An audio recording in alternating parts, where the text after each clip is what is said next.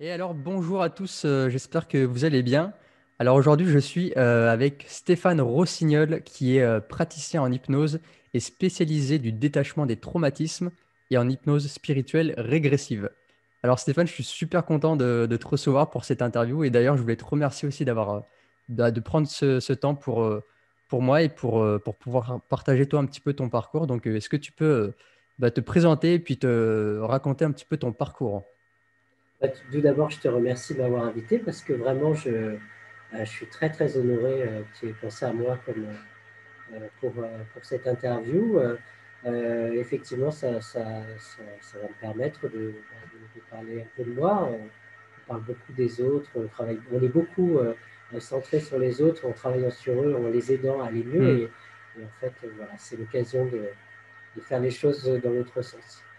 Donc, mon parcours, donc c'est ta question. Eh bien, écoute, moi, au départ, j'ai un profil d'ingénieur. J'ai fait des études supérieures. J'ai fait un parcours. Alors, depuis enfant, hein, d'ailleurs, je me souviens que mes frères me l'ont rappelé il y a pas si longtemps que ça. J'avais des lectures un petit peu exotiques, un peu originales sur l'hypnose, les états modifiés de conscience, les choses associées à du paranormal ou des choses comme ça. Donc, très jeune, je m'intéressais. Par exemple, j'ai le livre de Raymond Moody. Tu sais, le livre noir, là, enfin, je sais pas si à l'époque il était noir, il était Hmm. très ancien, sur tout ce qui est vie antérieure ou expérience de mort imminente, toutes ces notions-là. Donc j'ai lu en fait très jeune des sujets qui étaient un peu à la frange de ce que le monde dans lequel on vit voilà, nous donne accès, hein, comme ça, spontanément. Et du coup, déjà j'avais cette fibre-là assez jeune. Mais évidemment, comme on suit une éducation, on fait, on fait des études, on est dans une logique de réussir notre vie Hmm. hein, ou de gagner notre vie. Hmm. Et simplement, dans ce cadre-là, bien, j'ai fait des études supérieures parce que bon, j'avais les capacités, donc je me suis engouffré dans des études assez classiques d'ingénieur. Et ensuite, pendant 20 ans, on va dire, je ne sais pas si ça fait 20 ans, je recalcule, mais bon, en gros, pendant 20 ans, j'ai vraiment travaillé dans ce cadre-là. D'abord en tant qu'expert, donc je travaillais dans l'informatique. Hein, je travaillais beaucoup sur les systèmes, les programmes, alors qu'aujourd'hui, je travaille sur les systèmes Les systèmes humains, ouais. plutôt humains. Mais c'est intéressant, parfois la vie nous fait des clins d'œil C'est vrai. ouais, qui sont très très intéressants. Et donc les systèmes et les programmes. Et là, aujourd'hui, je travaille sur d'autres programmes et d'autres systèmes. Mais c'est vraiment intéressant de voir comment la vie nous joue des tours parfois. Et donc, effectivement, dans mon parcours, j'ai été amené à deux choses. Une fois bien installé, on va dire, avec mon activité d'ingénieur, en ayant exploré un petit peu toutes les facettes du métier, à un moment, quand on veut évoluer, l'idée, c'est de passer manager d'équipe. Et pour ça, j'ai suivi des formations, mais je me suis rendu compte aussi qu'il y avait l'état d'être et le savoir-être. Et du coup, j'étais amené à faire du développement personnel à titre personnel. Hein. Hmm. C'est pas mon employeur qui m'a payé mes formations. Donc, par exemple, en PNL. Et donc, je me suis rendu compte qu'il y avait des outils extrêmement puissants qui ne sont pas du tout, enfin, dont on n'a pas connaissance, on va dire, tant qu'on ne commence pas à explorer le sujet. Et du coup, je me suis engouffré, là, j'ai mis le bras là-dedans, et après, ça m'a appelé, quoi, en fait, simplement. Parallèlement à ça, moi, au niveau personnel, j'avais euh, mes difficultés, parce qu'on a tous, en fait, des problématiques, des failles Bien ou sûr. des blessures à régler. Ouais. Et une de mes blessures, c'est lié, pour moi, à l'amour, à la relation femme, la vie Hmm. de couple. Et donc, après une vie de couple bien installée durant toute cette carrière d'ingénieur avec la mère de mes enfants et ainsi de suite, il y a eu une phase un peu de rupture et une phase plus chaotique où se sont révélées quand même des choses que j'avais bien mis sous cloche pendant un certain nombre d'années. Hein. Donc, on est tous parfois à rester longtemps, à ne pas vouloir voir ce qui ne va pas avant de le laisser remonter ou à accepter que ce soit là ou se le prendre en pleine figure si on ne veut pas écouter. Et puis, également, j'ai été amené à faire des approches, on va dire, thérapeutiques, des thérapies brèves, mais avec des outils associés à l'inconscient, c'est-à-dire j'ai directement été chercher des techniques qui étaient assez profondes. Et en fait, avec ces deux approches, à la fois à titre personnel et aussi professionnellement, en fait, je me suis rendu compte que j'ai ouvert finalement un univers auquel je n'avais pas conscience qu'il existait Mhm. dans un cadre, on va dire, un formatage classique d'éducation et d'études, puisqu'en fait, c'est des outils qui ont pas, euh, c'est des certifications, hein, donc il n'y a pas d'enseignement officiel de ces approches. Et en fait, du coup, je me suis engouffré là-dedans au sens où j'ai vraiment adoré à la fois travailler sur moi, me rendre compte qu'on pouvait se transformer en profondeur soi-même et évoluer et grandir et même aller bien au-delà de juste régler les petites blessures les petites blessures, c'est des grandes blessures souvent, attention, hein, je dis Ouais. ça comme ça, mais c'est vraiment que on va bien au-delà de ça, quoi. En termes d'évolution, c'est vraiment se révéler à soi, se réaliser pleinement. C'est devenir qui nous sommes vraiment, ce terme-là. Euh, deviens qui tu es vraiment. Il y a quelque chose de très fort là, parce que quelque part, enfin, de mon point de vue aujourd'hui, hein, je n'aurais pas dit ça il y a 10 ans, mais nous sommes en termes euh, de qui nous sommes bien au-delà de ce qui est là, ici et maintenant, dans notre incarnation terrestre, quoi. Ouais, Ça, c'est c'est mon vrai. point de vue. Ouais. Ouais. Voilà. Puis en plus de ça, on est formaté depuis tout petit par les parents, voilà, les grandes personnes. Donc on a des croyances qui sont implémentées en nous. Et puis au final, notre vrai soi, en fin de compte, il est un peu pris au piège par toutes ces choses qu'on a accumulées. Toutes ces couches ouais, qui sont Voilà. les unes sur les autres, ouais, c'est ça. Et du coup, le but, c'est de retrouver son vrai soi. Ouais, c'est ça. Donc, c'est de s'éveiller, se réveiller. Voilà, c'est ce qu'on appelle au final, je pense, l'éveil. Oui, alors, je ne sais pas si l'éveil, tu sais, il y a l'éveil des mystiques, hein, Hmm. après, je ne suis pas sûr qu'on en soit là aujourd'hui. Je pense qu'il y a une étape, hein. Pour moi, il faut d'abord nettoyer toutes nos couches. En fait, l'éveil, c'est accès à quelque chose de lumineux, on va dire, pas de l'illumination pour l'éveil, hein. Mais en tout cas, pour moi, il faut nettoyer toutes ces couches émotionnelles, tout ce qui nous ramène dans une lourdeur et une densité émotionnelle. Et c'est effectivement en ayant nettoyé ça qu'on peut accéder à des plans de conscience plus élevés. Hmm. Ouais. Alors du coup, ouais, comme tu l'avais dit, ta spécialité, toi, c'est l'inconscient, le subconscient. Oui, Et on sait qu'il a son propre langage. Et du coup, je voudrais que tu t'expliques un petit peu aux personnes qu'est-ce que l'inconscient et oui. comment il s'exprime dans notre vie, c'est quoi un petit peu son langage. Ok. Alors, bah, moi, je vais partir déjà de ce qu'on connaît tous, c'est-à-dire notre esprit conscient. Notre esprit conscient, c'est notre cerveau rationnel, analytique, celui qui veut expliquer, comprendre, trouver des solutions. Donc celui-là, on le connaît tous très très bien, on l'utilise au quotidien. On va anticiper, planifier, nous organiser. La gestion du temps, c'est grâce à ce cerveau rationnel. On dit le mental aussi, hein, c'est juste de Hmm. parler comme ça.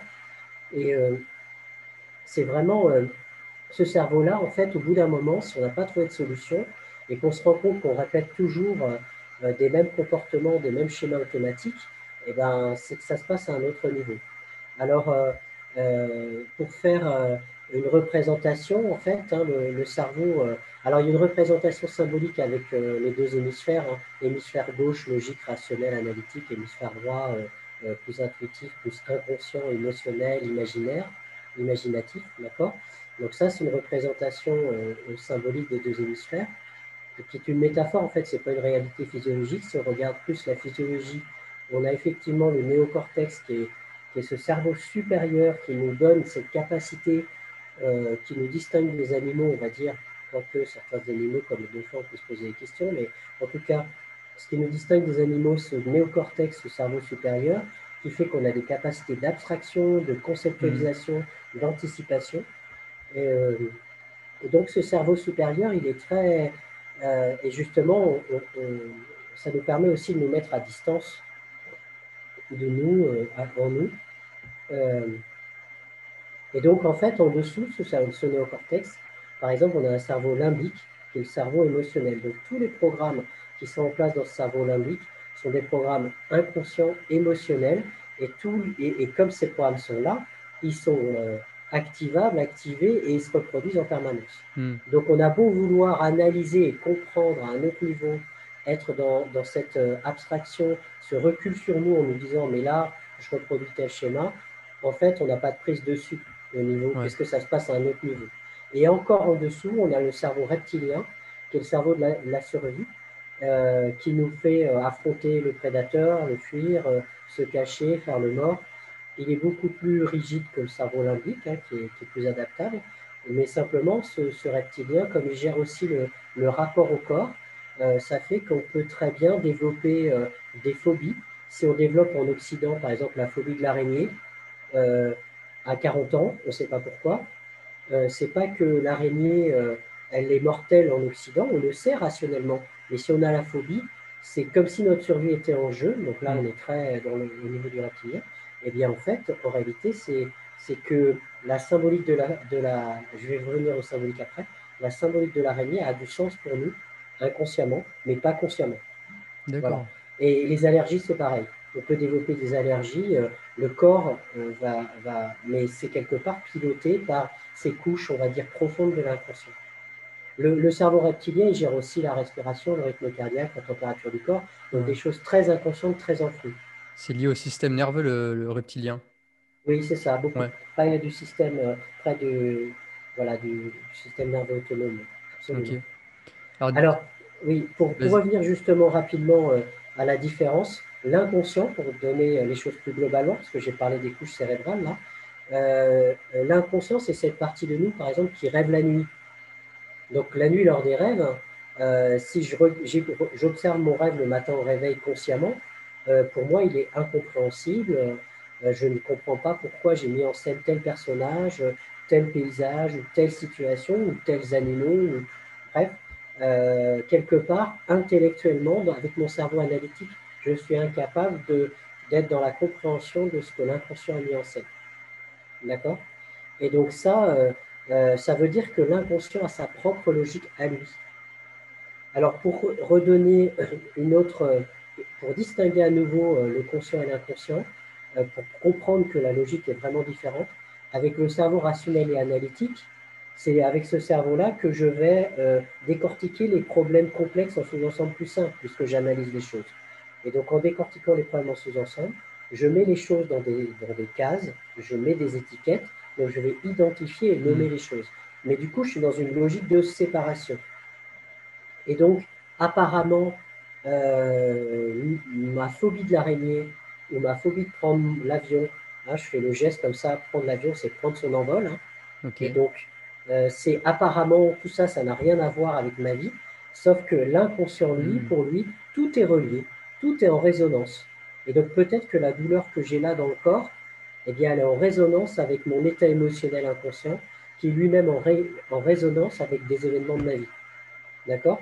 Et donc, si je développe quelque chose qui me semble bizarre, je fais une allergie au poil de chat ou une phobie de l'araignée, c'est qu'il y a quelque part quelque chose qui se manifeste. C'est comme un bug, en fait, au niveau de l'inconscient.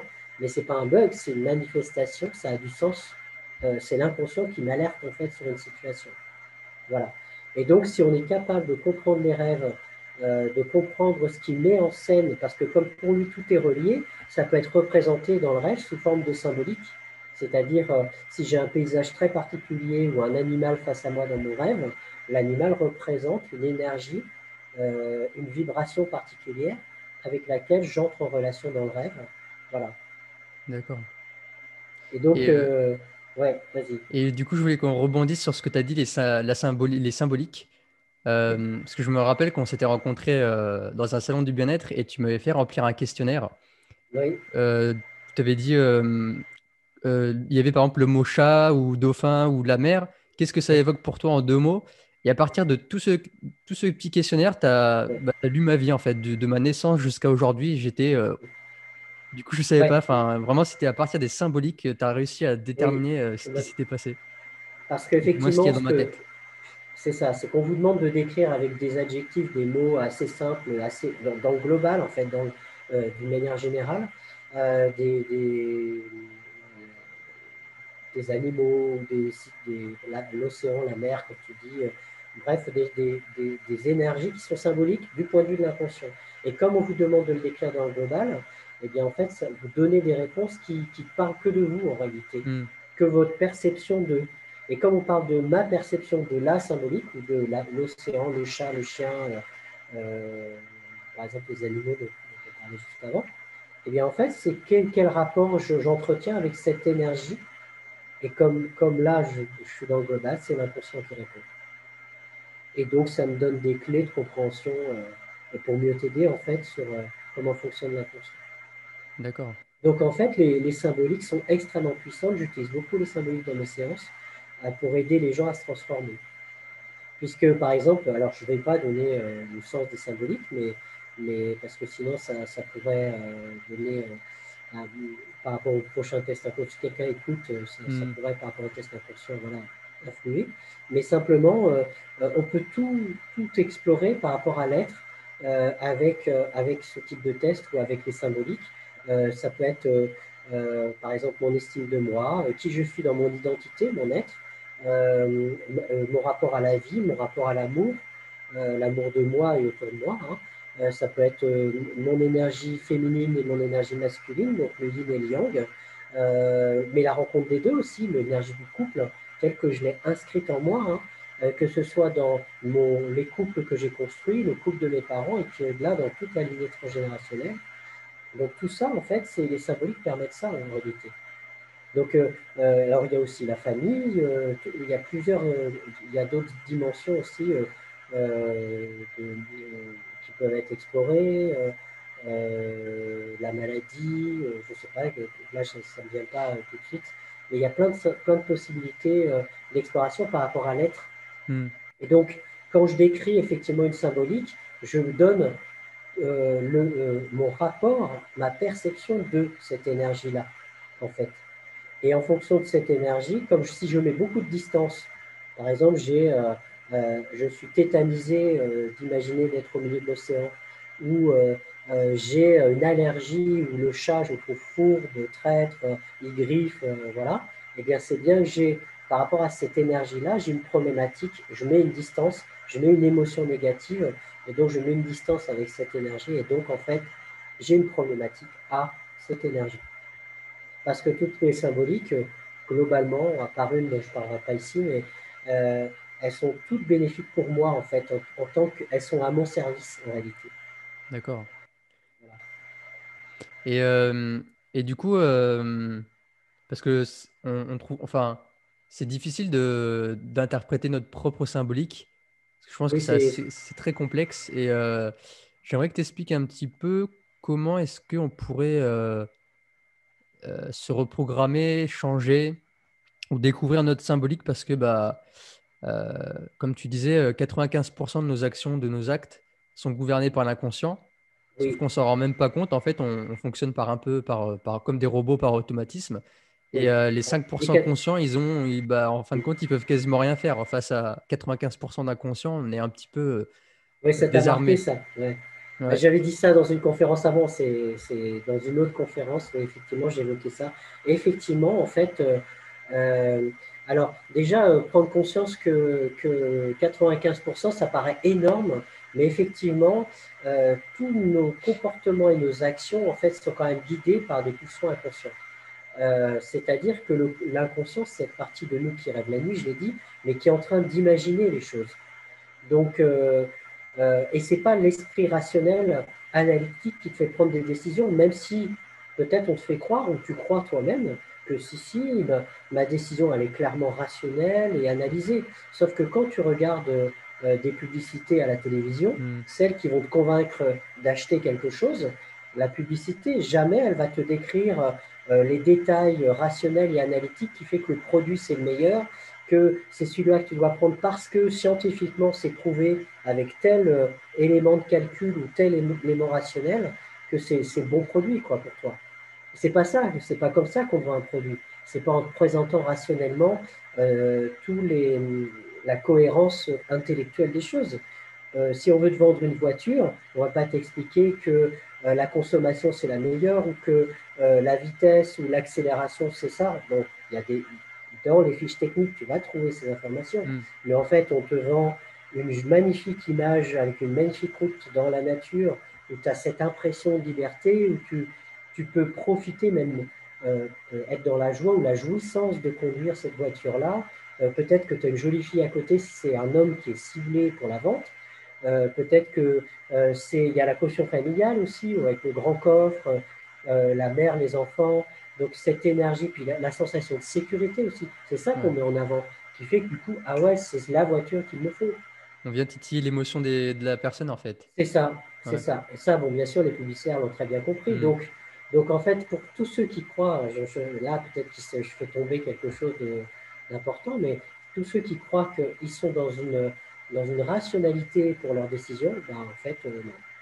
Et l'exemple pour moi le plus évident, ben, c'est le fonctionnement et l'usage de la publicité. Bah, Voilà. typiquement, on le voit hein, dans un magazine de femmes, on vous montre des super belles femmes. Et du coup, la femme qui lit le magazine bah, commence à se comparer, à se sentir frustrée, elle se sent pas belle. Et la page d'après, hop, on propose le produit parfait qui va la rendre belle. Et du coup, bah, voilà, ça la fait acheter. Donc vraiment, C'est ça. ils ont compris ce Mm. mécanisme. Alors, oui, alors là, tu es même en plus dans une logique presque, tu décris quelque chose de quasi manipulatoire, mais tu sais, Ouais. sur la logique, ouais, parce qu'effectivement, ben, c'est vrai qu'il y avait eu une phrase je crois que c'est Patrick Lelay qui l'avait dit sur TF1, qui disait que les informations un peu anxiogènes qui étaient véhiculées permettaient de préparer, on va dire, l'esprit à la consommation des publicités de Coca-Cola et d'autres, enfin, je ne vais pas nommer de marque, mais et d'autres consommations mainstream. Bon, enfin, c'est vrai que voilà, après, ils sont dans la partie et lui, il décrivait quelque chose probablement qui était évident dans son milieu, mais qui a choqué tout le monde parce que c'est comme si on découvrait quelque chose. Effectivement, voilà, donc bah, oui, c'est peut-être un peu le monde dans lequel on est entre. Après, pour revenir à l'histoire, on peut peut-être regarder tout ça, ces logiques marketing, en fait, elles sont issues, ça a commencé, je crois, en 1917 avec aux États-Unis, parce que toutes ces logiques marketing ont été développées aux États-Unis. Et le président de l'époque, en 1916, je crois, a été élu en disant, moi, je ne ferai pas la Première Guerre mondiale, j'irai pas. Donc, il est élu sur ce sujet-là. Sauf qu'en fait, après, il voudrait faire changer d'avis la population. Donc, il y a toute une stratégie, on va dire, marketing, entre guillemets, même si ce n'est pas le mot qu'on employait à l'époque, pour convaincre la population qu'il faut rentrer en guerre en 1917. Hmm. Et donc, il y a des personnages, je ne sais plus le nom de la personne qui a développé en fait toutes ces stratégies-là. Et en fait, c'est extrêmement puissant et efficace. Et la population est convaincue ensuite qu'il faut rentrer en guerre, puisqu'il y a des lobbies qui sont mis en place et ainsi de suite, et ça fonctionne. Et après, donc, on va dire, ces personnes et ces techniques sont utilisées après toujours entre les deux guerres, puis pour la Deuxième Guerre mondiale. Et après la Deuxième Guerre mondiale, ben, on les remercie parce qu'évidemment, ils ont plus, enfin voilà, il n'y a plus de guerre, donc il n'y a plus d'enjeux étatiques. Après, on va dire la partie guerre froide et la partie, la période des sorcières là, aux États-Unis dans les années 50. Et en fait, du coup, ils mettent au service des multinationales et des entreprises leurs techniques, on va dire, pour convaincre que le produit c'est le meilleur. Mais là, on rentre dans Hmm. une logique, voilà, ça se discute, hein, c'est discutable, quoi, en fait, éthiquement parlant. Ouais. Après, C'est donc c'est on comme va. n'importe quel outil, on peut l'utiliser de la bonne manière comme de la mauvaise. Donc, Ouais, c'est ça, ouais. je suis d'accord. Et du coup, ça me faisait penser aussi à la PNL parce que la PNL, ça vient vachement. Bah, je pense qu'on peut aussi travailler avec l'inconscient, avec la PNL, avec les outils comme l'ancrage ou des Oui, stimuli externes qui vont venir nous rappeler une émotion, des choses comme ça. oui. Alors la PNL, pour faire un peu de pédagogie, c'est la programmation neurolinguistique.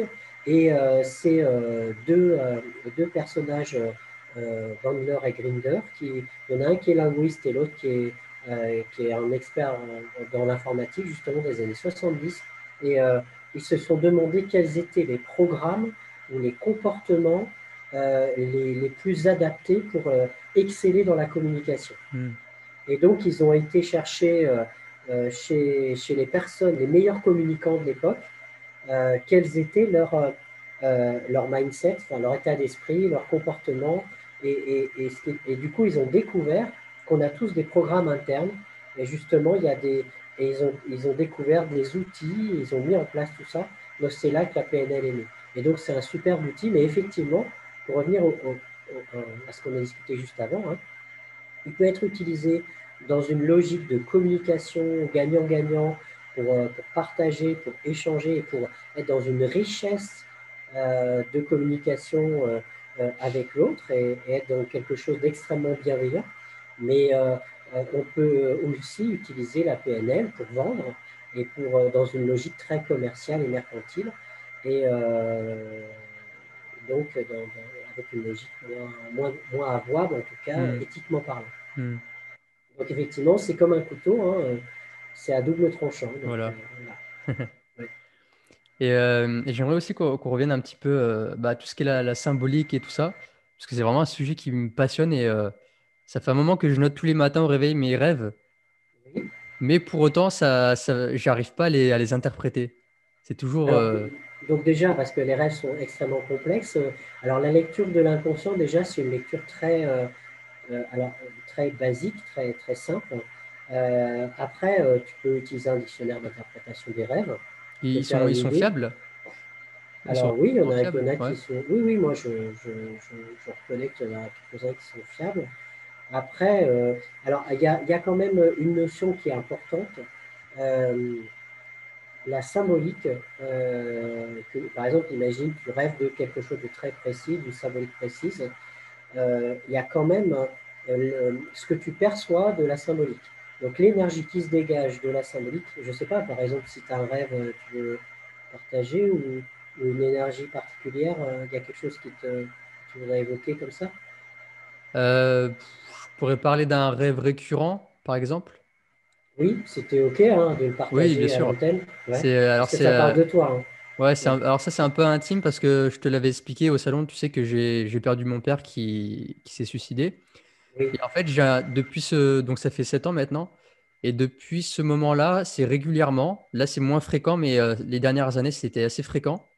oui, Où en fait, j'étais dans un rêve quelconque, peu importe la situation.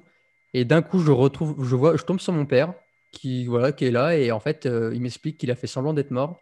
Et que voilà, je le retrouve, il est là en fait à chaque fois. Et c'est un rêve qui était très très récurrent. Et j'ai jamais compris, j'ai jamais compris. d'accord. Bah, après, simplement, on pourrait dire que voilà, c'est le deuil qui est pas encore digéré, on peut dire ça comme ça. Alors, faire semblant d'être mort, ça veut dire qu'il est en train de te dire qu'il est vivant. Peut-être que de l'autre côté, Hmm. au niveau énergétique, il est là quand même. Après, tout dépend des croyances de chacun. Moi, je respecte les croyances de chacun, mais c'est vrai que dans mes expériences d'accompagnement, je suis au quotidien confronté à des personnes qui vont capter sur des plans invisibles des informations. Et parfois, ils captent la présence des défunts. C'est OK, ça. Enfin, de mon point de vue, c'est OK parce que c'est dans mon quotidien, quelque part. C'est quelque chose qui est unique pour moi. Alors, bien sûr, quelqu'un de très rationnel qui n'est jamais confronté à des expériences. Moi, je suis confronté à des gens où ils se mettent en plus en état multiconscient, donc Ouais. dans des états de conscience qui sont non ordinaires. D'accord. Donc, effectivement, là, ça permet d'accéder à certaines choses. Par exemple, quand tu es en profonde méditation, tu accèdes à des perceptions que tu n'as pas accès en état de conscience ordinaire. Eh bien, par ces expériences-là, tu peux accéder effectivement aux énergies des défunts. Mais là tu es dans un rêve. Donc attention, il faut distinguer le rêve qui se passe normalement, on va dire, dans l'astral, si je parle des plans de conscience, hein, des plans Hmm. vibratoires, et qui peut être. Parce que souvent, quand tu connectes imagine la nuit lors d'un rêve, à un défunt, mais réellement, tu sais que c'est pas un rêve tout à fait standard que tu fais. Tu vois ce que je veux Ouais, dire? ouais, je vois. Donc déjà, il faut distinguer de cette rencontre-là que tu fais lors d'un rêve, mais qui en fait n'est pas un rêve au sens où tu crées quelque chose de métaphorique et donc de symbolique. D'accord? Tu distingues ça du rêve où tu es dans une symbolique et dans une représentation, une construction métaphorique. Donc si tu es dans une construction métaphorique, on peut dire que si ton père apparaît, ben, c'est où t'en es de ton deuil avec lui, l'avoir libéré, de l'avoir laissé partir. Après, en même temps, tu as l'information de, ben, alors il a fait semblant, si, enfin, si c'est suicidé, il est vraiment mort Ouais. dans la 3D, mais à un autre niveau, peut-être qu'il est accessible. C'est vrai Voilà. que j'avais pas vu comme ça. Hmm. Et c'est vrai que pour revenir à ce que tu disais, il y a des rêves des fois où je me réveille le matin et je suis perturbé parce que c'était tellement réaliste. La texture, les odeurs, l'ambiance, Ouais. et je me dis, enfin, même moi, je me dis, c'était pas un rêve, c'est un autre plan en fait. C'est vraiment, Alors, j'étais, on peut être dans une très très grande intensité des cinq sens dans un rêve, hein. hmm. Quand on rêve qu'on est pourchassé et qu'on est la peur au ventre, on a vraiment la peur au ventre quand on fait un cauchemar. Alors parfois on a conscience qu'on est dans un rêve, Oui, mais c'est quand même pas, c'est pas toujours, quoi. ouais. Donc non, Et non, si ça peut être extrêmement intense. Alors après c'est pareil dans les expériences, euh, les états modifiés de conscience, hein, dans les expériences d'hypnose ou en détachement des traumatismes, enfin, dans les différentes expériences que moi dans mon accompagnement, il y a des personnes qui sont extrêmement connectées aux cinq sens et qui sont dans une intensité visuelle ou kinesthésique ou émotionnelle. Et puis d'autres, ils n'ont pas forcément d'image, ils sont plus dans des messages ou des perceptions intérieures, hmm. mais qui ne sont pas. Par exemple, il y en a, ils disent, mais je vois rien. Mais en fait, ils utilisent un autre canal de perception, en fait. Donc, c'est pas tout le monde, ça dépend des personnes au niveau de la perception. Alors, je parle des états modifiés de conscience, lors du rêve, moi je sais que par exemple, je prends mon cas personnel, hein. Euh, je, je vis des états modifiés de conscience euh, où justement, parfois je sais que je ne visualise pas par la vue, Ouais. d'accord? C'est un autre canal qui capte les images et les informations.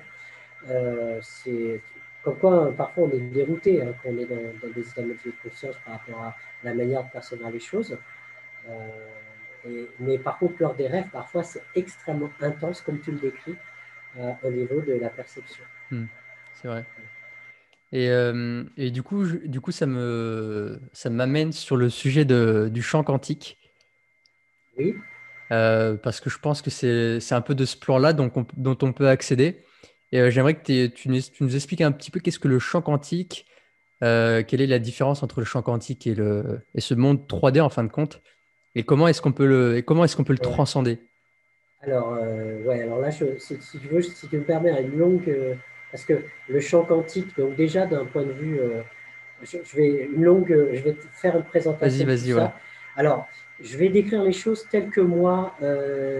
Alors, premièrement, telles que moi, je les perçois au fur et à mesure de mes propres expériences, telles que moi, je les perçois de par tous les indices que me donnent les personnes qui viennent me voir en séance et tels que d'autres les voient, avec qui je peux échanger et qui sont très, on va dire, connectés à des plans d'information non 3D, donc subtils, invisibles, ou le champ quantique, par exemple. Donc pour te donner, c'est là où j'en suis aujourd'hui. Je ne dis pas que c'est la Hmm. vérité. D'ailleurs, il n'y a pas, par rapport à la vérité, c'est compliqué, puisque moi, je ne fais que témoigner d'une perception et d'informations accumulées, on va dire. Mais effectivement, il n'y a pas de. C'est à chacun de faire ce chemin-là. Parce que ce que je vais dire là, si j'avais entendu moi-même, en tant que rationnel, il y a 10 ans, quelqu'un parler de la sorte, je me serais dit, oulala, mais de quoi il parle? Hmm. D'accord? Je vois, Donc, ouais. voilà, donc, voilà, il faut rester humble sur le fait de dire les choses parce qu'il y a des choses qui vont être acceptées ou être totalement OK. Déjà, j'ai parlé des défunts tout à l'heure, comme ça, c'est pas forcément, euh, c'est pas forcément simple d'accès. ça nécessite justement pour moi de nettoyer toutes ces couches émotionnelles, ces lourdeurs, pour pouvoir accéder à un état de conscience plus à notre moi supérieur, notre moi divin, Hmm. on va dire les choses comme ça. Alors, justement, partons de la 3D. Donc, dans la 3D, on est dans une expérience où on a l'impression qu'il y a la matérialité, il y a le concret qui est là, et qu'on peut toucher vraiment. On touche les choses, on a l'impression que c'est très matériel. Et pourtant, la science nous explique que tout est fréquence, tout est vibratoire. D'accord?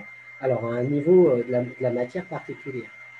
Et moi, ce que j'ai pu comprendre, c'est que, et expérimenter dans des séances ou avec d'autres, avec des personnes qui viennent me voir, c'est qu'en fait, euh, on est connecté à une fréquence vibratoire. C'est-à-dire, c'est comme si on était nous-mêmes dans une expérience, on est calé sur une fréquence.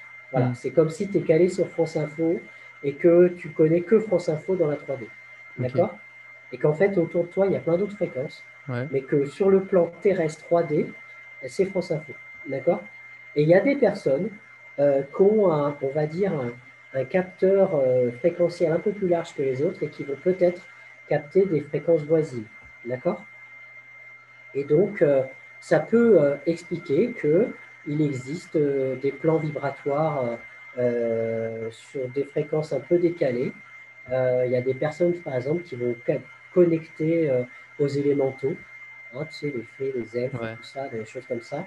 Il y a des gens qui vont capter des plans terrestres parallèles. C'est possible, ça, d'accès parce que je l'ai expérimenté avec des Hmm. personnes, et moi-même. Bon. Après, on peut dire, oui, mais là, on est en train d'imaginer, on est dans les métaphores de l'inconscient. On ne prouvera jamais scientifiquement que c'est le cas ou pas. Mais quand tu as deux personnes, ou trois, ou quatre, qui viennent me voir en séance et qui me décrivent des mondes, alors qu'ils ne se sont jamais vus, ces gens-là, qui sont les Hmm. mêmes, Hmm. à un moment, tu te dis, bah, c'est quoi la réalité de ce monde? Alors après, scientifiquement, on peut t'expliquer, oui, mais il y a l'inconscient collectif, il y a les égrégores qu'on a créés collectivement. Bah, ok, peut-être. Mais dans ce cas-là, après, il faut aller explorer, distinguer tout ça. En tout cas, pas jeter d'un revers de main en disant c'est de l'imaginaire.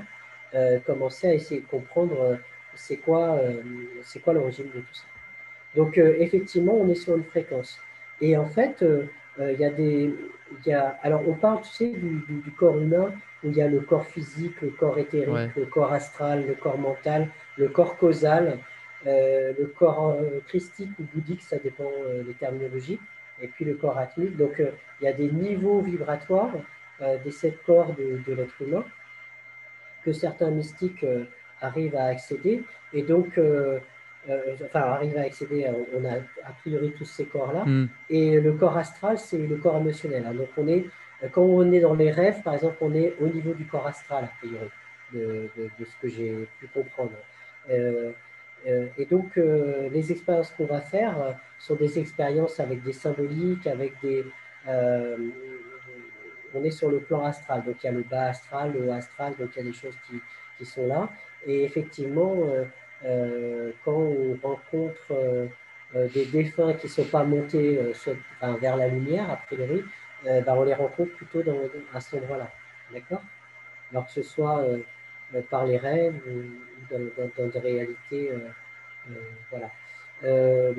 Donc, ce que je voulais dire aussi sur la réalité 3D, il y a des experts. Alors, moi, c'est pas j'ai pas fait l'expérience, mais il y a des gens un peu mystiques qui ont connecté à ces plans-là.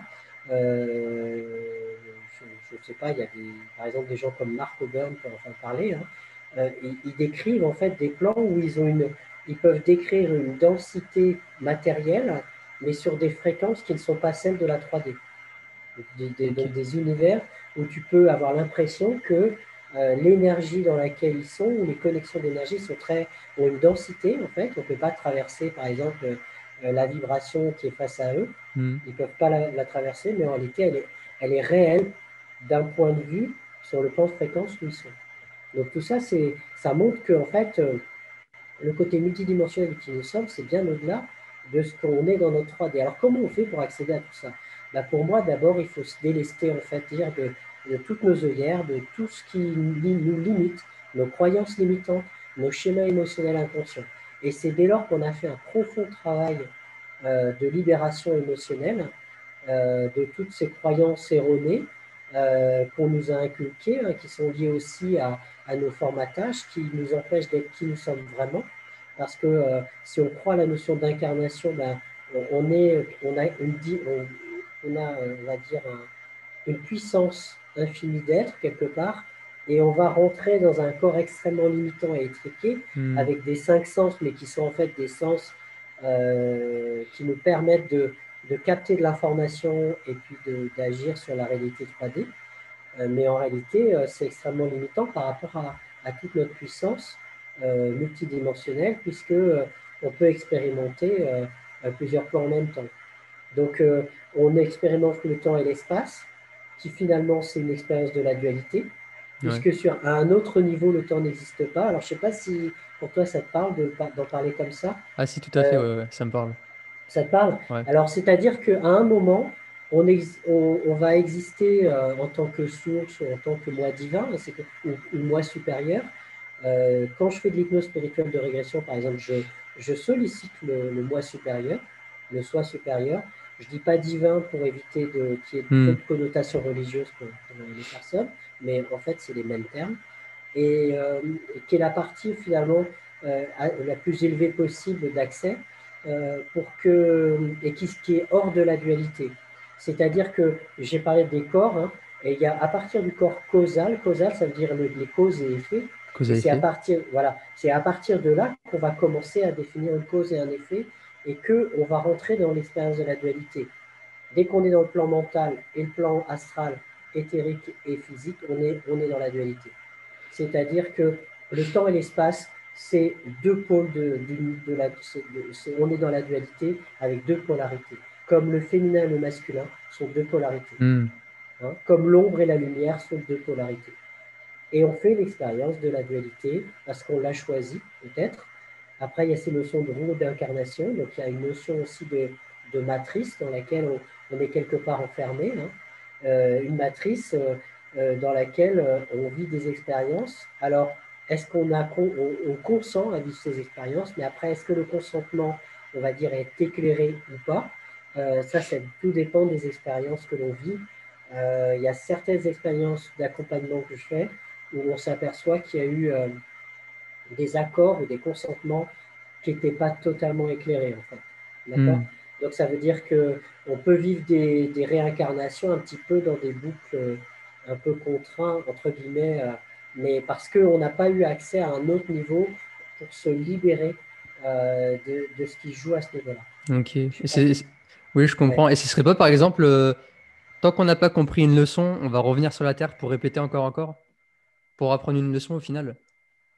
Ce Alors serait oui, pas ça? oui, Ouais. oui, il y a cette notion de leçon. Il y a cette notion de leçon et d'apprentissage. Donc effectivement, alors certains disent que on vient sur Terre expérimenter et apprendre, hein, et que les expériences sur Terre, finalement, c'est un cadeau. Alors c'est douloureux hein, comme expérience, mais en fait, là, je suis en plein dans la vérité, puisque c'est cette idée de vivre des expériences, peut-être de souffrir et d'apprendre une leçon, et tant que je ne l'ai pas apprise, je reviens. Hmm. Alors, il n'y a pas de notion de punition malgré tout. C'est-à-dire que la notion de punition, c'est une perception erronée, on va dire, liée à nos croyances qui est judéo-chrétiennes, Je qu'il voulais faut en parler, ouais, souffrir. justement, ouais. Ouais, voilà. Pour moi, c'est là-dedans Ouais. mais justement, on est quand même, c'est la caverne de Platon, hein. On est dans cette expérience où on est dans un monde fait d'illusions malgré tout. C'est-à-dire que au-delà de la dualité, cette partie de nous, par exemple, dans la dualité, par exemple, on va vivre ces expériences, le triangle de Cartman, je ne sais pas si tu connais le Oui, triangle je de connais, ouais. Cartman, donc cette notion de je suis victime, je suis persécuteur, je suis Hmm. coupable ou sauveur, enfin toutes ces notions-là. Et on va jouer dans différentes incarnations peut-être, ou dans la même vie, ça dépend. On va tourner sur ce triangle-là et on va jouer toutes ces expériences. Je suis soit victime, soit il faut sauver la victime, soit je suis coupable de ne pas avoir sauvé la victime, soit je suis le persécuteur qui fait que la personne soit victime, et ainsi de suite. Bon, bref. Et simplement, Et là, peut-être qu'on va vivre différentes incarnations pour vivre ces différentes expériences duelles, pour à un moment, à force d'avoir tourné et bouclé la boucle quelque part, d'avoir compris les enseignements, Hmm. qu'il n'y a pas voilà, que c'est un cercle infernal en fait, un triangle infernal, et que l'idée c'est d'en sortir, et qu'il n'y a pas de sauveur, il n'y a pas de victime, il n'y a pas de coupable, au sens où, à un autre niveau, hein, ce n'est que des expériences, et que je suis victime, pourquoi? Parce que je mets la faute à l'extérieur de moi. Si je suis victime, c'est qu'il y a un coupable Ouais. face à moi, que c'est une injustice, et que quelqu'un me persécute, d'accord? Alors que, donc, si je mets la faute à l'extérieur, le coupable, il prend la charge de la faute, peut-être beaucoup plus que sa propre responsabilité. Donc, c'est où se situe la responsabilité. Donc, c'est effectivement une école d'apprentissage de la responsabilité. On peut le dire comme ça. Mais à un moment, quand je suis aligné et que je suis dans ma responsabilité et que je considère que tout ce qui m'arrive, eh ben, je prends ma part de responsabilité. J'ai parlé tout à l'heure de fréquence par rapport aux émotions Ouais. et au symbolique. Mais en fait, si je vis un événement, que ce soit dans, par exemple, je vis un événement dans un rêve ou je vis un événement dans la réalité, quelque part, tout ce qui, me, tout ce qui fait que je vis une charge émotionnelle face à l'événement, ben, ça ne parle que de la distance que je mets avec l'événement. Hmm. Si l'événement que je vis, j'arrive à être dans une sorte de détachement, de vivre pleinement l'instant présent, comme dit Edgar Tolle, hein, ou d'être pleinement dans cet instant présent, de vivre avec émerveillement la situation, ou d'être dans la joie de ce qui arrive, ben, je suis pleinement en phase avec ce que la vie me propose. Et là, je suis pleinement j'intègre pleinement la leçon quelque part, et j'ai pas de leçon d'ailleurs, il n'y a plus de leçon. Je suis dans la vie pleine et entière. Et je suis hors de cette dualité-là. Ouais. Je sors de la dualité.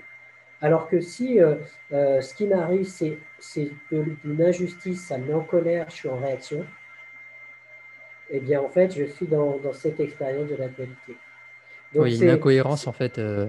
voilà. Donc, en fait, que je me situe dans une réalité, un événement, et que je travaille sur cette libération émotionnelle face à un événement concret, ou même que je travaille de manière symbolique avec une vibration du symbole, mais avec laquelle je suis en distance aussi, donc engagé émotionnellement, négativement par rapport au symbole, ben, en fait, c'est pareil quelque part. Je peux agir sur tous ces plans à la fois. Dès lors que je vis une émotion qui me met en réaction face à quelque chose, eh bien, tant que je ne suis pas en paix avec ça, c'est que voilà, il y a quelque chose à ajuster en moi. Hmm. Et à chaque fois, en fait, ça parle au niveau de mes structures psychiques, hein, de schémas inconscients qui sont là au niveau de ma partie émotionnelle, quoi. Voilà. Ok. Et Et donc, pour revenir au chant quantique, parce que c'est quand même la question de ouais. base, et ben, parce qu'effectivement, on n'y est pas allé jusque-là. Et ben, pour moi, alors il y a Joe Dispenza qui parle beaucoup, qui a des méditations, qui parle euh, dans dans ses stages. Moi, j'ai fait un week-end avec lui Ah, c'est qui vrai? était organisé par Quantum Way. Ouais, c'était Waouh. génial. Waouh. Ouais, moi, je recommande de faire. Ah, j'aimerais S'il beaucoup, ouais. s'il repasse à Paris, alors il passe pas toutes les années, hein, mais s'il repasse à Paris, ouais, c'est une super expérience à J'irai vivre. avec toi la prochaine fois. Ah bah avec plaisir, hein, super, c'est génial. Non, non, c'est vraiment une belle expérience. Alors lui, effectivement, il sollicite, il va chercher au niveau des énergies pour aller. Alors, je vais d'abord décrire. Pour accéder au champ quantique, pour accéder à l'infini, à l'illimité des possibles, parce que le champ quantique, c'est l'expression de tous les potentiels. Alors, en fait, si on revient à la dualité, hein, au niveau quantique, puisqu'on parle de champ quantique, Hmm. il y a cette dualité onde-corpuscule. Donc, quand je focalise, c'est expliqué hein, dans les expériences. C'est l'expérience des formes de Jung. Je ne sais pas si tu connais l'expérience. Si tu regardes le film Dans le terrier du lapin, tu retrouves cette expérience-là. C'est que c'est-on réellement de la réalité. Ah, je Donc l'ai en pas vu fait, celui-là. ouais. J'en ai entendu Donc parler, ouais. en fait, c'est l'idée que tant qu'on n'observe pas l'expérience, c'est une fonction d'onde qui se passe. Donc on est Hmm. dans une vibration. Et quand je commence à observer, ça devient une particule, donc une corpuscule. Donc parce que je focalise, eh bien, je densifie dans la matière, je crée cette réalité, mais je limite en fait, c'est plus plein de potentiel, c'est une réalité, c'est-à-dire que l'électron qui traverse la fente, il va se retrouver à un endroit précis. Alors que si je ne l'observe pas, il y a plein de potentialités possibles.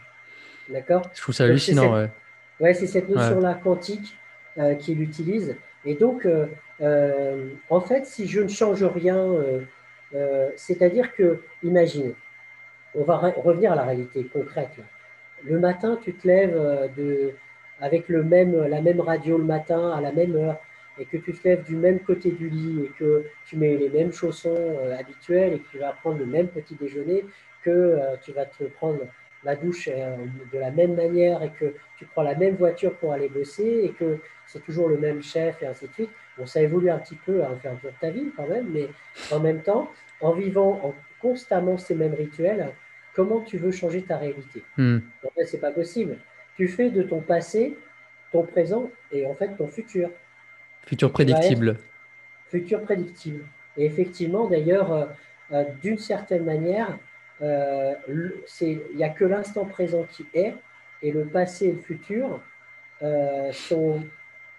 n'existent pas en tant que passé lointain et futur lointain, ils sont indissociables de l'instant présent. Donc ça, c'est scientifiquement, il y a c'est les théories du Millar Block, hein, dont on parle, je crois. Donc, en tout cas, c'est très, très relié ça.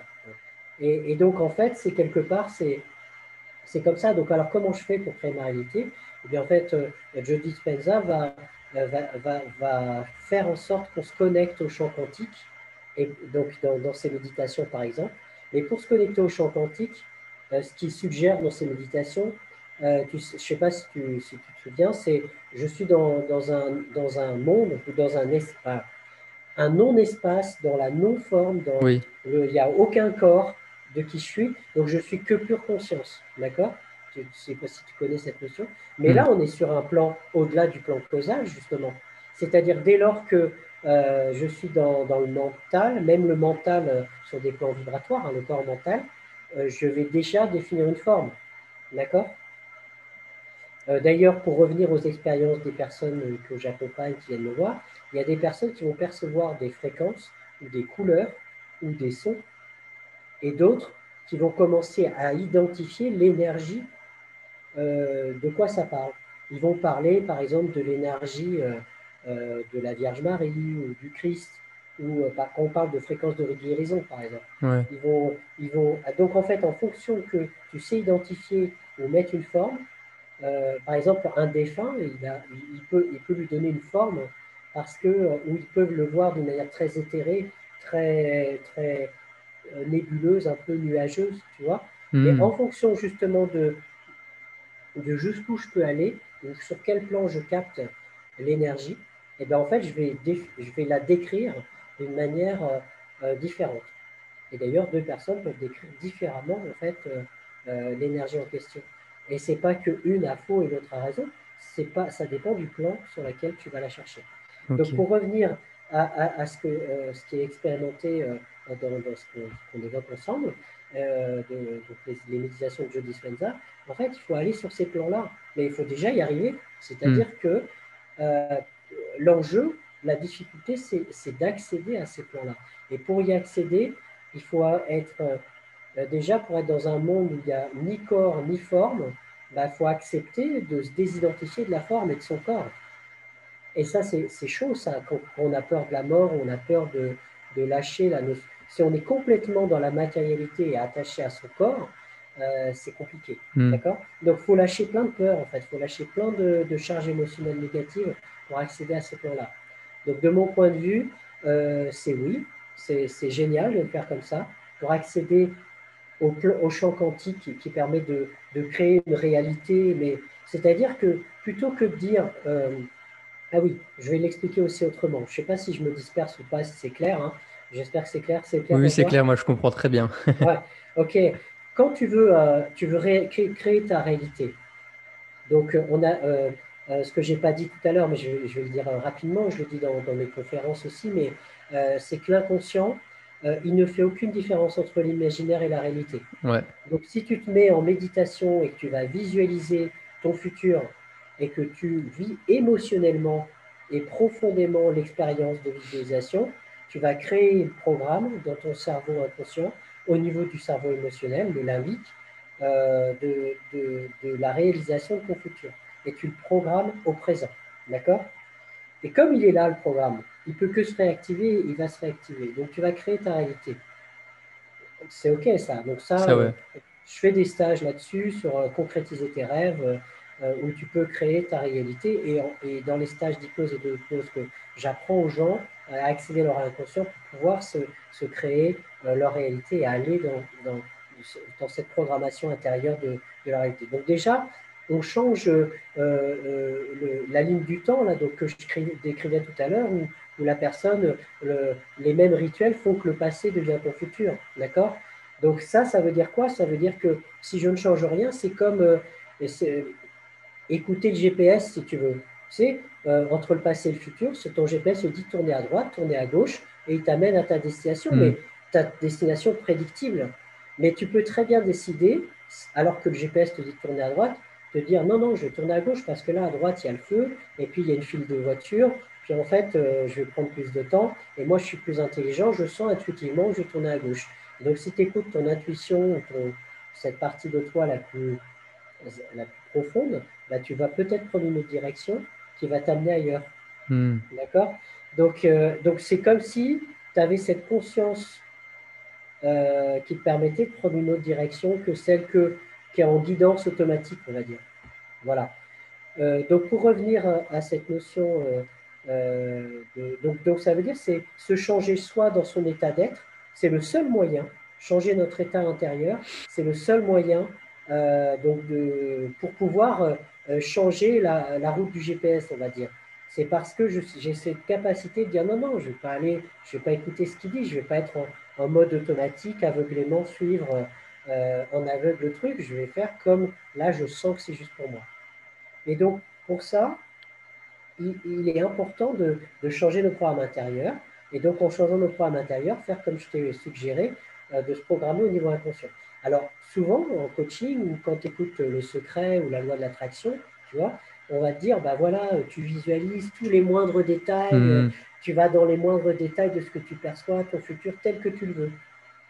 Mais peut-être qu'en fait, ça te permet de programmer un futur, mais que tu vas définir finalement avec ton mental. Là, tu es ton mental, tu dis, ben, c'est ça que je veux. Je veux un super ordinateur pour Noël. Et je vais me programmer en disant, eh ben, je vais aller dans telle boutique l'acheter. Et puis, tu définis exactement tout le processus pour obtenir, pour créer ta réalité. Sauf que si ça se trouve, la vie, elle avait un chemin bien plus Ouais. court pour toi. Le chemin bien plus court, c'est peut-être que le voisin, il s'est acheté un ordinateur qu'il ne sait pas utiliser, et puis il ne sait pas quoi en faire, il veut s'en débarrasser, il va te le donner. Tu vois? Ah, Et en ça, fin de c'est un compte, chemin plus long. ok. Voilà, Parce qu'en fin de compte, se visualiser, mais d'une manière prévisible, en sachant par exemple, je vais faire ça, ça, ça, ça, ça, alors que le champ quantique, la loi de l'attraction, si on veut dire, lui, il fonctionne pas comme ça, c'est de l'imprévisible. c'est ça. Ça va te tomber Et c'est ce sur la que. tronche, mais tu t'y attends pas, tu sais pas sous quelle forme. Effectivement, peut-être, si tu as expérimenté le fait de. À un moment, tu transmets ta demande au champ quantique dans les méditations de Joe Dispenza. Euh, et, et donc, effectivement, dans certains stages d'hypnose et d'auto-hypnose, j'ai proposé de laisser finalement le champ quantique décider. Hmm. C'est-à-dire plutôt que de décrire dans les moindres détails ce que tu veux, c'est de dire, eh bien, c'est de s'ouvrir à tous les possibles pour toi. Mais simplement, c'est quand on est dans le contrôle, eh ben, quand on n'a pas réglé cette problématique de contrôle, de dire, oulala, mais qu'est-ce qui pourrait m'arriver? Mais si je laisse tout faire, c'est quoi qui va se passer? Et là, on n'est pas complètement OK avec ça. Du coup, on va limiter encore les potentiels de ce qui peut nous arriver en bénéfice. Ok. Du coup, ça Voilà, veut dire que, par exemple, dans une méditation, il faut éviter de trop visualiser. C'est plus ressentir et de ressentir qu'on a déjà la chose.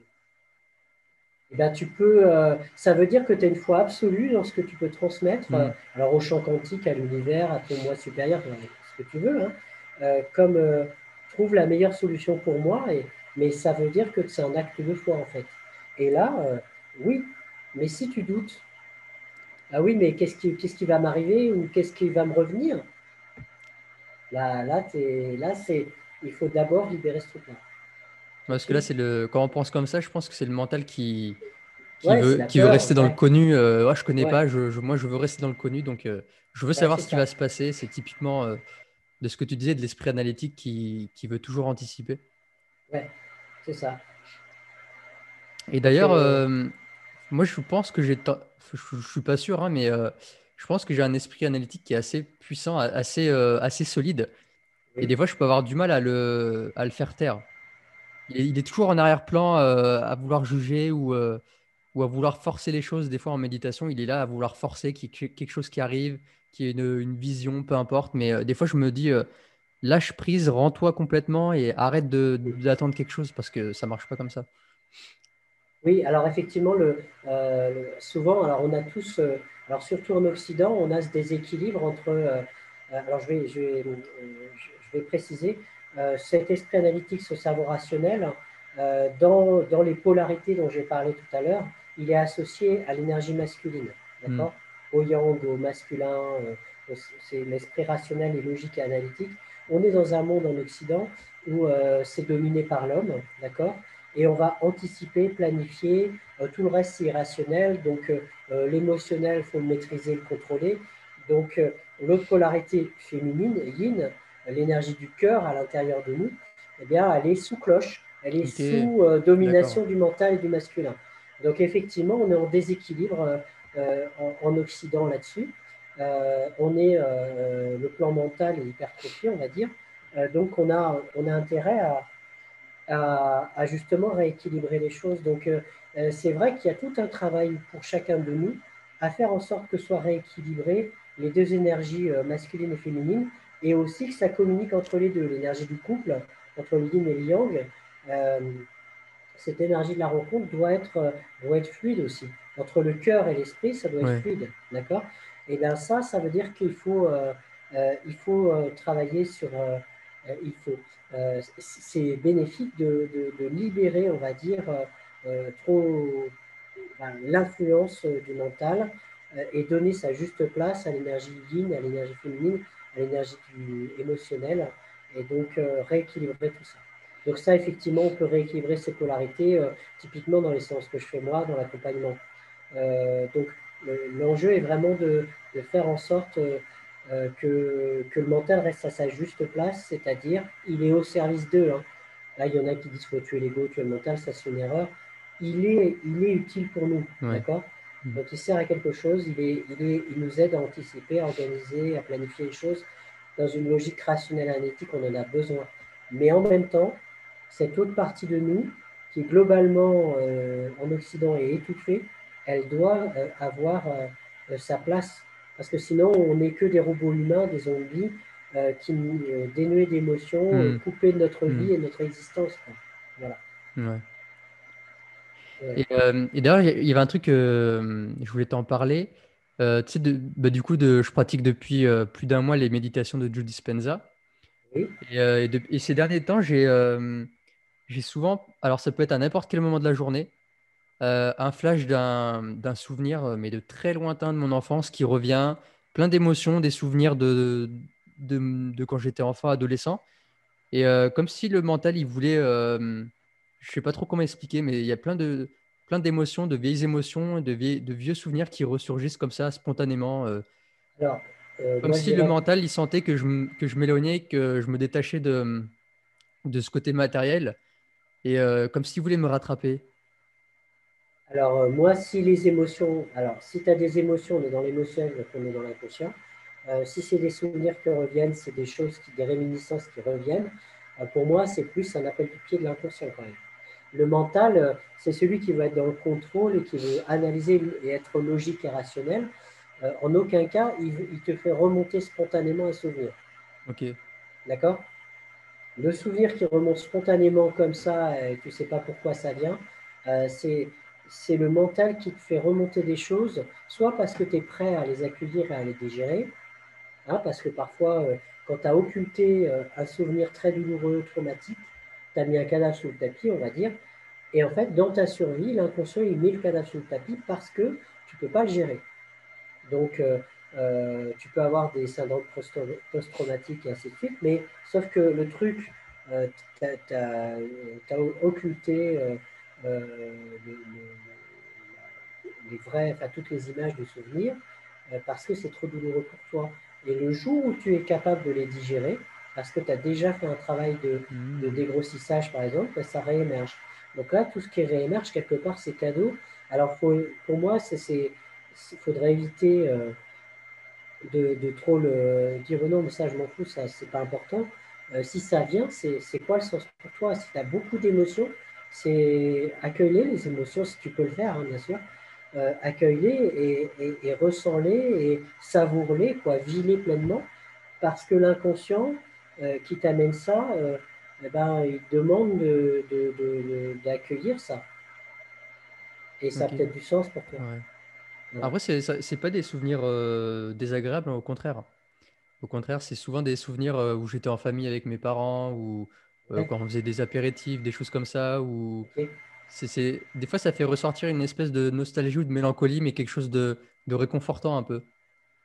Oui, donc est-ce que c'est des ressources que du coup tu peux les intégrer et les ancrer comme ressources? Ou est-ce que ça te renvoie à ce passé qui était si bien et des regrets du fait qu'aujourd'hui c'est plus là? Donc il y a peut-être quelque chose. Est-ce que c'est le contraste qui fait que du coup ça remonte? Ou ça, tu as besoin de cette ressource pour pouvoir dire ben, ça peux continuer à le revivre, ou pas le revivre, mais au sens euh, euh, cultiver quoi, ces Hmm. énergies que tu as vécues à ce moment-là. Peut-être qu'elles manquent Intéressant. un peu du Ok. coup. Voilà. Ouais. Ok. Ouais, J'avais pas vu ça comme ça. ouais. Parce que je voyais plus Mais, ça en mode. mais Il tu y a parles du un- mental. Qu'est-ce qui te fait dire que c'est pour toi c'était le mental? ben, c'est comme si, enfin pour moi en fait, je pensais que c'est le mental qui voulait me garder parce que je sortais un petit peu du connu par la méditation en me visualisant pour créer un futur imprévisible. Et Oui. étant donné que le mental ou l'ego, lui, il aime tout ce qui est connu et son but c'est de protéger en fait. Je pensais que c'était le mental qui voulait Ben, si, justement m'en empêcher en disant bah tiens je vais te faire ressortir des vieux souvenirs pour te garder prisonnier de ces émotions, de ces anciennes émotions et que tu restes dans le connu. ah oui. Après, alors effectivement, tu n'as pas effectivement c'est le mental qui voudrait un objectif d'inconnu.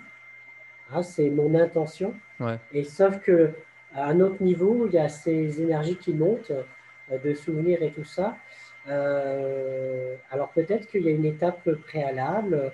Si ça vient, moi je sais que tout ce que m'amène l'inconscient quand j'accueille des personnes, alors après, sauf des personnes qui vont être trop qui vont partir dans tous les sens, qui vont se disperser, auquel cas il faut les ramener sur, sur l'expérience qu'on a choisie. Mais sinon, globalement, tout ce qui vient spontanément, c'est juste. Et il n'y a pas à mentalement dire non, mais ça, c'est incorrect. Si Hmm. ça vient, en fait, c'est que peut-être ça a du sens pour avoir accès à l'imprévisibilité en toi. Hmm, peut-être, ouais. D'accord. Donc c'est juste laisser faire, encore une fois, Hmm. plutôt que vouloir contrôler que non, non, c'est pas ça que je veux. Parce que là, on est dans le mental, en fait. C'est plutôt à lâcher prise et d'accepter, ouais, Accepter de vraiment se laisser de. traverser par ça. Ouais. Ok, super. Et pourquoi c'est là? Pourquoi c'est important que ce soit là et que ça vienne maintenant? Alors que ton intention, c'est une autre intention, mais si ça vient, c'est quoi le truc qui fait que c'est là? Hmm. Pourquoi c'est important que ce soit là? Et probablement que ça a du sens pour toi. Donc Ouais, laisse-toi guider par ce qui vient dans la méditation. d'accord. Moi, je considère vraiment que voilà, les personnes qui viennent, elles amènent exactement En fait, le cerveau rationnel, le mental, on imagine que c'est l'intelligence, mais c'est l'intelligence rationnelle. Mais à un autre niveau, il y a une profonde sagesse de l'être. Et c'est parce qu'il vient. Alors, on commence à vivre l'expérience, on ne sait pas pourquoi c'est là. Peut-être que c'est comme dans un rêve, dans une métaphore, mais en fait, ça tout prend son sens au bout d'un moment. C'est d'une profonde sagesse, ce qu'il dit. Hmm. Et le mental n'a aucune prise là-dessus. Mais dans les séances, dans les expériences, moi, vraiment, je recommande ça. Voilà. D'accueillir ce qui est là. Ouais, Voilà. ok. Et est-ce que toi, tu as déjà... parce que j'aimerais qu'on parle un petit peu des pouvoirs d'auto-guérison du corps.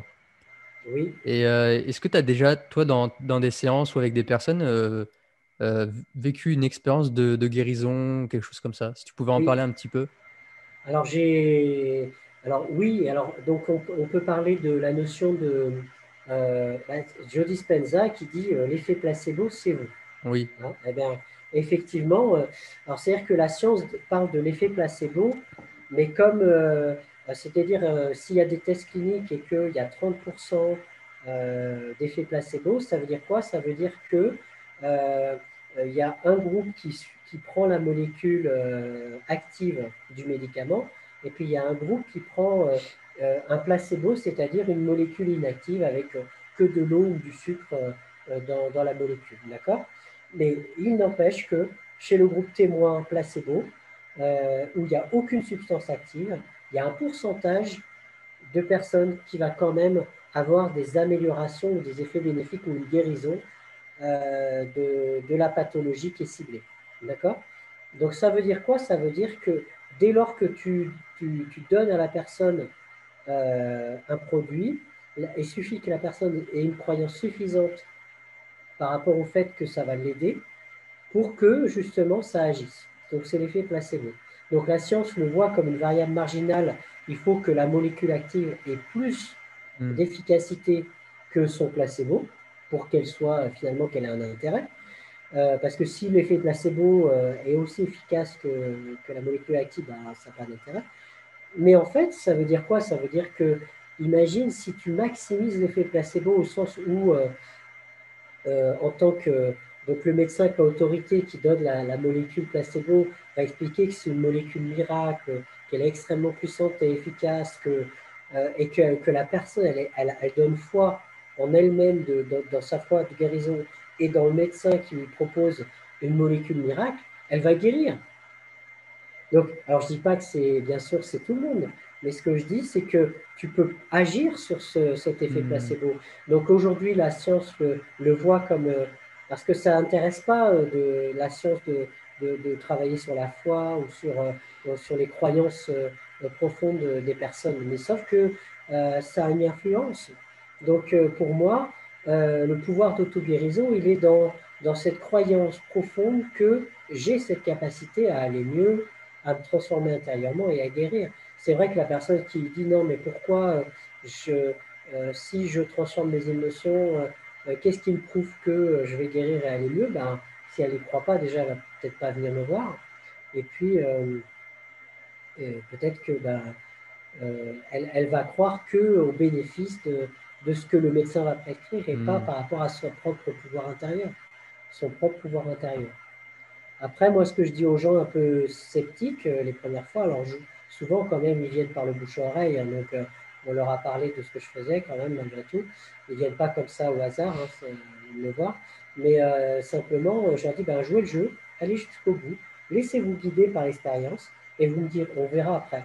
Et après, effectivement, ils vont voir les bienfaits, ils vont le constater en fait. Mais En fait, il faut le c'est vivre. Tant qu'on l'a pas vu, enfin, tant qu'on l'a pas vécu, on peut pas. ça. Tant qu'on ne l'a pas vécu, Hmm. on ne peut pas se dire c'est soit tu es convaincu à la base, soit tu ne l'es pas, il faut vivre l'expérience. Donc, mais sauf que là, après, on est dans l'expérience. Donc, là, l'expérience crée notre vérité intérieure, notre foi, notre croyance. Voilà. Donc, faut se lier. Parce qu'après, on a des croyances déjà ancrées en nous, qui peuvent être des croyances limitantes, et celles-ci, il faut s'en libérer. On s'en libère comment? Ben, en prenant conscience déjà qu'elles sont limitantes pour nous. Hein. Si je crois que j'y arriverai pas, que je suis nul, je suis bon à rien, je peux prendre conscience que la personne d'à côté, elle y est arrivée et que elle peut y arriver. Donc Hmm. ça veut dire que c'est que limitant et c'est au sens où ce n'est que ma croyance à moi. Voilà. Donc en fait, alors pour revenir à l'effet placebo, effectivement, on a ce pouvoir intérieur d'agir sur nous. Il est extrêmement puissant. Alors peut-être dans le monde dans lequel on est, on veut nous faire croire que toutes les solutions viennent de l'extérieur plutôt que de notre pouvoir intérieur. Et donc, ça fait de nous d'excellents consommateurs. Voilà. Bah, Ça nous, ouais, je crois beaucoup que la science, elle est en train d'arriver un peu à sa limite, on va dire, si je puis dire. Parce qu'en fait, il y a peu de scientifiques qui osent passer le cap de l'immatériel, si je peux dire. Parce qu'au bout d'un oui, moment, on c'est-à-dire va se qu'on, rendre compte qu'il faut qu'on passe par justement l'auto-guérison du corps, la foi, les visualisations, les pensées, les émotions élevées, et transcender en fait ce côté science où on veut guérir les gens que par l'extérieur, par les pilules, etc. oui. Alors, mais au-delà de ça, c'est que on a séparé la notion avec l'esprit cartésien, hein. Hmm. On a séparé la science de la religion. C'est-à-dire que tout ce qui est lié à la foi, ben, c'est associé à l'Église, à la religion, au dogme religieux. Et puis le reste, c'est la science, c'est tout ce qui va être explicable scientifiquement, prouvable, rationnel, analysé et reproductible. Par exemple, les expériences, moi, quand j'accompagne les personnes qui vont aller mieux, leur expérience, elle est unique, singulière, parce qu'eux-mêmes sont uniques et singuliers, et chaque expérience est unique et singulière. Alors, d'une manière peut-être subjective, on peut peut-être mesurer quelque part qu'ils vont vraiment mieux, d'accord. Mais ça, en fait, c'est pas dans un protocole rationnel. Je dirais que la science, en fait, aujourd'hui, même par rapport à l'hypnose médicale, c'est on va gérer la douleur ou anesthésier la personne. Donc, c'est-à-dire qu'on va prendre quelqu'un et on va lui faire vivre un protocole, un processus qui l'amène dans cet état de gérer la douleur ou d'anesthésie. Mais c'est pas prendre l'être dans sa singularité et l'aider à se transformer lui-même, ce que je fais moi. Hmm. Ouais. Donc, c'est-à-dire que voilà, là, c'est du personnalisé finalement, moi, ce que je fais. Alors que l'idée du scientifique, c'est de reproduire et d'amener en permanence à quelque chose de connu, de reproductible. Ce qui s'éloigne, tu vois, de parler de s'ouvrir à l'infini, Ouais. à l'inconnu. Et ben, ça, c'est hors du champ scientifique aujourd'hui. Mais du coup, c'est extrêmement limitant de mon point de vue. Euh, de- de- c'est extrêmement limitant, quoi. Voilà. Hmm. Mais derrière la science, il y a une science que j'aime beaucoup, tu dois la connaître, et forcément, c'est l'épigénétique. Oui, Et ça, je pense que c'est vraiment un moyen de prouver, si je peux dire, aux personnes qui sont un peu sceptiques, la puissance de l'esprit sur le corps. oui, Parce qu'on peut voir que quand on exprime certaines émotions, quand on fait certains travail sur soi, on va en fait changer la structure de l'ADN, on va modifier des gènes qui oui, font que on peut créer, amener à une guérison, à un changement de comportement, une posture oui, différente. oui, Ça, je je suis trouve ça très d'accord. puissant. Je suis d'accord.